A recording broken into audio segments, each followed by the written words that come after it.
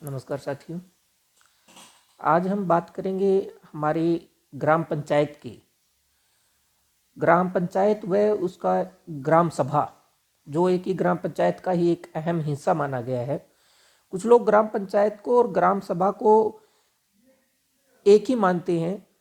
बहुत सारे अच्छे अच्छे पढ़े लिखे लोगों से जब पूछते हैं कि ग्राम सभा क्या होती है तो वो नहीं बता पाते हैं।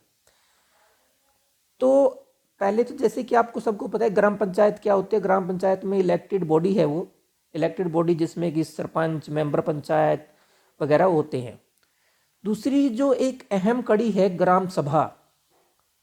ग्राम सभा वो होती है जिसमें 18 साल से ऊपर के जितने भी गांव के वोटर हैं सभी उस ग्राम सभा के मेंबर माने जाते हैं। वो ग्राम सभा होती है, यानी कि 18 साल का जो भी व्यक्ति है वो ग्राम सभा का मेंबर है।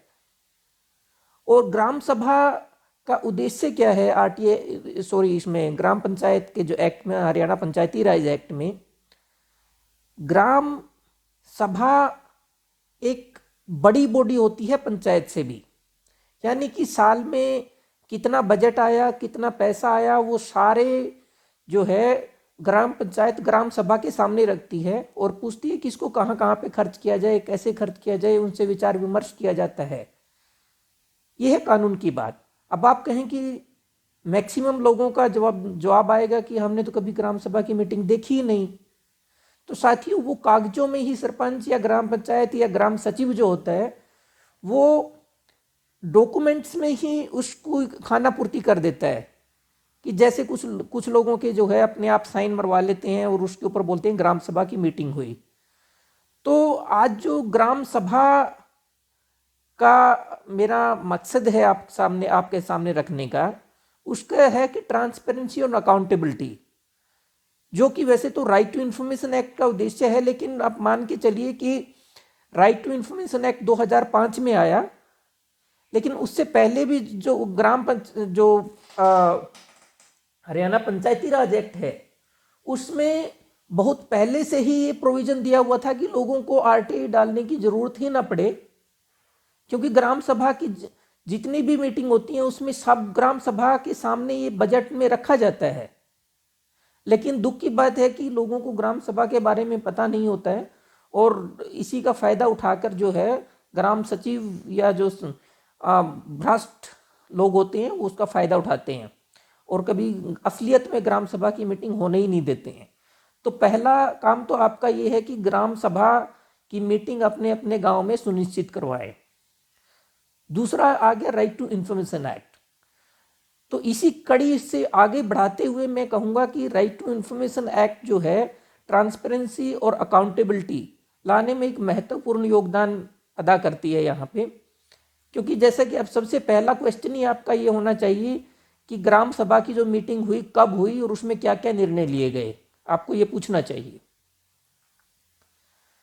दूसरी बात जो है, हर एक ग्राम पंचायत का अपना बजट होता है, अपना जो अकाउंट्स मेंटेनिंग सिस्टम होता है। खासतौर से अगर मैं आज बात करूंगा हरियाणा पंचायती राज एक्ट की, आज दूसरे स्टेट्स में भी लगभग होता है ऐसे ही है जैसे मैं हरियाणा में होता है। तो लेकिन मेरा एम्फेसाइज जो रहेगा हरियाणा पंचायती राज एक्ट के अकॉर्डिंग जो है ग्राम सभा क्या होती है और उसकी सूचना जो है कैसे ली जाए। सबसे पहले तो मैं बहुत सारे लोग, मैं जब केंद्रीय सूचना आयोग में था और हरियाणा सूचना आयोग का भी मैं हाल देखता हूं कि बहुत सारी आरटीआई जो हैं इतनी लेंथी होती हैं कि उनका जवाब देना मुश्किल होता है। तो सबसे पहले तो मैं आप लोगों से आह्वान करता हूं कि आपकी आरटीआई जो है बहुत लेंथी नहीं होनी चाहिए। उसमें जो है हालांकि इंफॉर्मेशन तो कहाँ की लेंथी की भी देनी होती है, लेकिन वो एक बैड इंप्रेशन क्रिएट करता है। और जब आप सूचना आयोग में या हाईकोर्ट में जाते हैं तो कहते हैं कि इतनी लंबी लंबी आरटीआई का जवाब कैसे देंगे। तो आपकी स्पेसिफिक होनी चाहिए, स्पेसिफिक इन द सेंस कि जो रिकॉर्ड में है, जो कि यानी कि किसी फाइल में है, रिकॉर्ड में है, कोई डॉक्यूमेंट्स में है, तो वही इंफॉर्मेशन आप मांगें। जैसे कि कुछ लोग पूछते हैं कि हमारी ग्राम पंचायत का इतना बुरा हाल क्यों हो गया। अब ये कोई रिकॉर्ड में इंफॉर्मेशन नहीं है। या लोगों के साथ अन्याय क्यों हो गया। जिस तरह क्यों के जो हम क्वेश्चन पूछते हैं उनको अवॉइड करना चाहिए। जो पहले अपने दिमाग में रखें कि क्या ये सूचना रिकॉर्ड में उपलब्ध है, अगर है तो पूछे, नहीं है तो आप जो है आरटीआई में, क्योंकि प्रावधान है कि जो रिकॉर्ड में वही मिल सकता है, आपके लिए अलग से क्रिएट नहीं किया जा सकता। तो अब हम आते हैं कि आरटीआई में कौन से क्वेश्चन पूछने चाहिए। अभी तो मैंने बताया कि क्या नहीं करना चाहिए आपको आरटीआई के दौरान जो है। तो हरियाणा में जो है सरपंच को जन सूचना अधिकारी बनाया गया है और ग्राम सचिव को असिस्टेंट पब्लिक इंफॉर्मेशन बनाया गया है।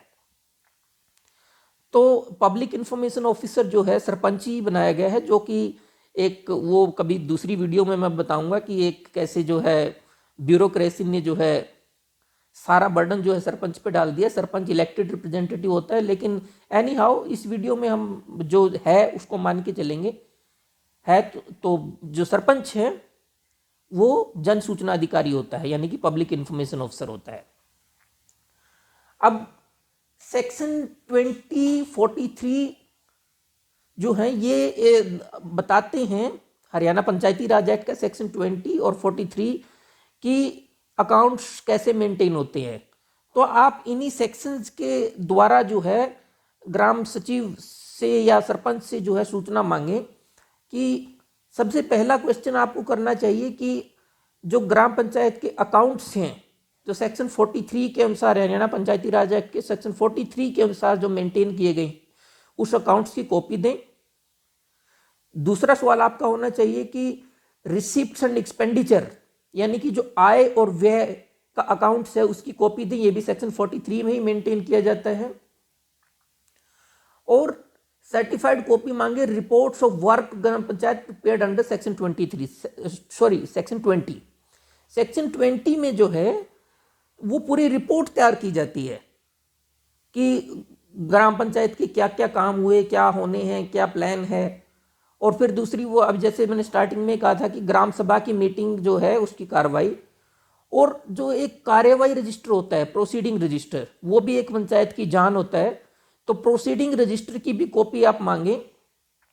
और सबसे लास्ट में आप पूछें कि जो ऑडिट हुआ है, हर साल जो है हरियाणा ऑडिट डिपार्टमेंट जो है ग्राम पंचायत का ऑडिट करता है। तो बहुत सारे सवालों के जवाब वो आपको वहीं मिल जाएंगे, कि जिसमें काफ़ी बात में लिखा होता है कि इतने सरपंच ने पैसे खाए, इतने खाए, वो किए, लेकिन उस पर कार्रवाई कोई नहीं होती है। तो कार्रवाई आप सुनिश्चित करवाएंगे हरियाणा उसके जो है ऑडिट रिपोर्ट से। तो ऑडिट रिपोर्ट्स की कॉपी आप जो है वहाँ से उनसे मांगे। तो ये 5 बिंदुओं में हमारी आरटीआई जो है पूरी हो जाती है। अब इन 5 बिंदु से बाहर मेरी गारंटी मान के चलिए कि और कोई इन्फॉर्मेशन ग्राम पंचायत के पास नहीं होती है। इन 5 में ही सब कुछ आ जाता है, पूरा लेखा जोखा जो है, कितने भी, उसमें टाइम ड्यूरेशन आप दें जितने की आपको मांगनी है, किस उसकी जो है। तो साथियों, लेंथी आरटीआई से बचें, पूरा स्पेसिफिक मांगे, जैसे कि मैंने बताई है। इस पॉइंट में अगर किसी को स्पेसिफिक फॉर्मेट चाहिए आरटीआई का, जो कि मैंने एक बड़ी मेहनत के बाद हरियाणा पंचायती राज एक्ट के अकॉर्डिंग और जो है हरियाणा पंचायती राज रूल्स के अकॉर्डिंग आरटीआई बनाई हुई है। अगर आप अपनी ईमेल आईडी नीचे कमेंट बॉक्स में डाल देंगे, या अगर कोई और भी आपका सवाल है तो वो भी आप कमेंट बॉक्स में डालें, मैं आपका उसका जवाब देने की कोशिश करूंगा। तो साथियों, इससे आपको बहुत सारी इंफॉर्मेशन मिलेगी। इंफॉर्मेशन मान के चलिए कि एक बड़ा किस्सा है आरटीआई के बारे में जो सच्चाई पर आधारित है, कि एक गांव में पानी के लिए कोई की खुदाई भी हुई, उसका बजट पास हुआ, फिर उसके बाद उसका पानी बेकार निकला, और फिर उसको जो है कुएं को बंद करने का भी खर्च हुआ, और एक्चुअली में जो है कोई कुआं बना ही नहीं था हकीकत में। तो ऐसे बहुत एक दूसरे केस में आया था कि गांव का जो सांड होता है उस पर 5 लाख रुपए खाने का सालाना खर्च हुआ। तो ये चीज़ें जब आपके पास में रिकॉर्ड निकल के आएगा, तो ये चीज़ें आप फिर गांव वालों के सामने रख सकते हैं कि देखो भाई, रिकॉर्ड में ये दिखाया गया है, क्या ये काम हुआ है, उसका मिलान करें आप। मान के चलो कि एक दिखाया गया है कि मंदिर के पास एक गली का निर्माण हुआ है, लेकिन एक्चुअली में देखा तो वहां पे कुछ भी नहीं है। तो वो एक विजिलेंस का जो है असली लड़ाई जो है इंफॉर्मेशन लेने के बाद शुरू होती है।